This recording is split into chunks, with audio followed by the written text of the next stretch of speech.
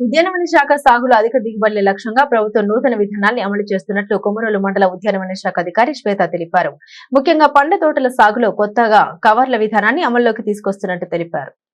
మార్కాపురం జిల్లా కొమరోలు మండల పరిధిలోని రైతులకు మామిడి తోటల్లో కవర్ల వినియోగంపై అవగాహన కార్యక్రమం నిర్వహించారు. 3 రోజుల క్రితం హసనాపురం గ్రామాల్లో నిర్వహించిన రైతు కార్యక్రమంలో ఈ విధానంపై వివరించారు. ఈ సందర్భంగా ఆమె మాట్లాడారు.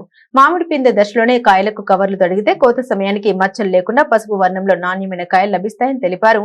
దీనివల్ల రైతులు అధిక ధరలకు కాయల్ని విక్రయించి ఎక్కువ లాభాలు పొందవచ్చన్నారు. కాయలకు తెగుళ్లు రాకుండా, వర్షపు నీటి వల్ల కుళ్లిపోకుండా, క్రిమి కీటకాలు దాడి చేయకుండా, పక్షులు కొట్టకుండా కవర్లు రక్షణ కల్పిస్తాయని తెలిపారు. రాష్ట్రంలోని అనేక ప్రాంతాల్లో ఇప్పటికే రైతులు ఈ విధానాన్ని ఉపయోగిస్తున్నారని తెలిపారు. ఒక్కో కవర్ ధర సుమారు 2 నుండి 3 రూపాయల వరకు ఉంటుందని, ప్రభుత్వం హెక్టార్కు 15,000 సబ్సిడీ అందజేస్తుందని తెలిపారు. కాబట్టి మండలంలోని మామిడి రైతులు ఈ అవకాశాన్ని సద్వినియోగం చేసుకోవాలని ఉద్యానవన శాఖ అధికారి శ్వేత కోరారు.